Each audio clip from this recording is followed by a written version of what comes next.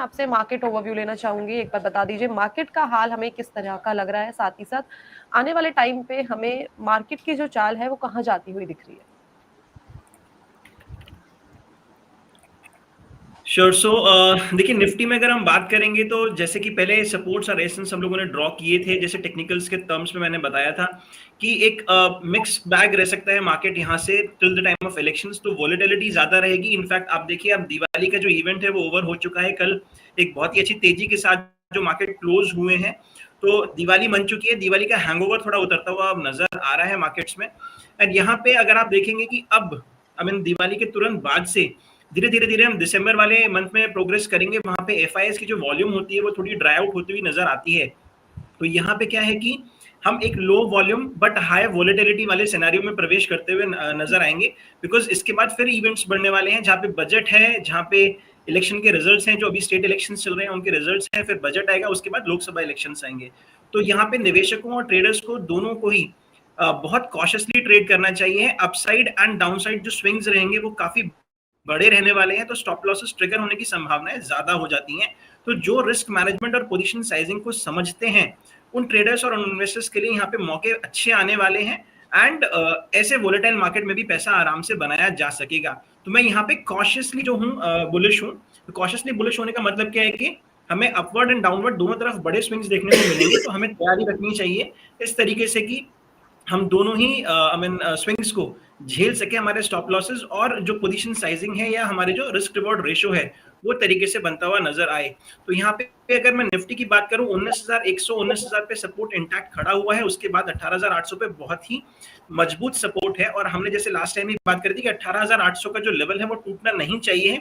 मगर अगर किसी कारणवश वो दिसंबर में या स्टेट इलेक्शंस के रिजल्ट्स आने के बाद या बजट के टाइम पे जब भी 18,800 टूटता है, तो जो फॉल है वो एक आई मीन काफी तेजी से आती हुई नजर आ सकती है, जहां पे 17,800 तक के लेवल्स नजर आ सकते हैं, प्रोवाइडेड 18,800 और 900 का जो लेवल है वो वीकली क्लोजिंग बेसिस पे ब्रीच हो। उस केस में फॉल जो है वो स्टीप, शार्प और क्विक हो सकती है। तो 18,800 के जब तक हम ऊपर हैं कहीं कोई चिंता वाली बात नहीं है। ऊपर की तरफ 19,800 ये हजार पॉइंट की रेंज में मार्केट आज अभी कामकाज करता हुआ नजर आ रहा है।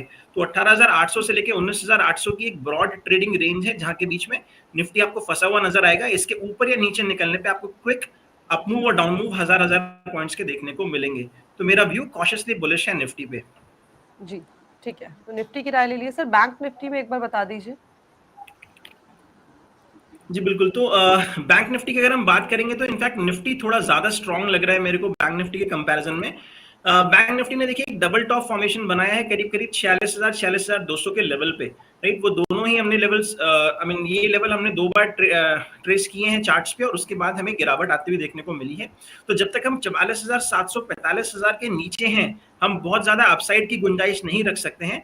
और साथ में अगर हम नीचे की तरफ बात करें तो 42,700, इसके जब तक हम ऊपर हैं तब तक हम इस रेंज में कामकाज करते नजर आएंगे। तो 42,700 से लेकर 44,700 ये 2,000 पॉइंट की रेंज है। जैसे निफ्टी में 1,000 पॉइंट की ब्रॉड रेंज है, और सिमिलर नोट बैंक निफ्टी में 2,000 पॉइंट की ब्रॉड रेंज है, जहां पे 42,700 से 44,700 की ये रेंज निकल के आती है।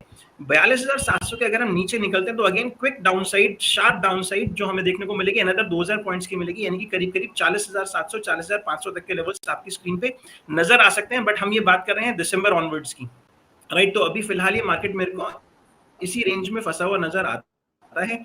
और इसी तरीके से अगर हम 44,700 के ऊपर निकलते हैं तो अगेन क्विक अप मूव करीब करीब 46,000 के लेवल्स तक का आपको देखने को मिल सकता है। तो अगर मैं इमीडिएट बेसिस की बात करूं, जैसे हाल फिलहाल ट्रेडर्स के पर्सपेक्टिव से बात करूं, तो मेरे पास सपोर्ट है 43,560 या 43,600 के लेवल पे, और ऊपर एक बड़ा रेजिस्टेंस है 44,500 के अराउंड। तो अभी फिलहाल बैंक निफ्टी मेरे को इसी दायरे में कामकाज करता हुआ नजर आ रहा है। Comparatively to compare to Nifty, bank Nifty थोड़ा कमजोर है एज कंपेयर टू निफ्टी। जी ठीक है, तो निफ्टी और बैंक निफ्टी के ऊपर हमने जानकारी ले ली है सर। अब अगर बात करी जाए स्टॉक स्पेसिफिक अप्रोच की, तो कौन से स्टॉक्स पे नजर रखनी चाहिए अभी? और तो स्टॉक्स की अगर हम बात करें तो देखिए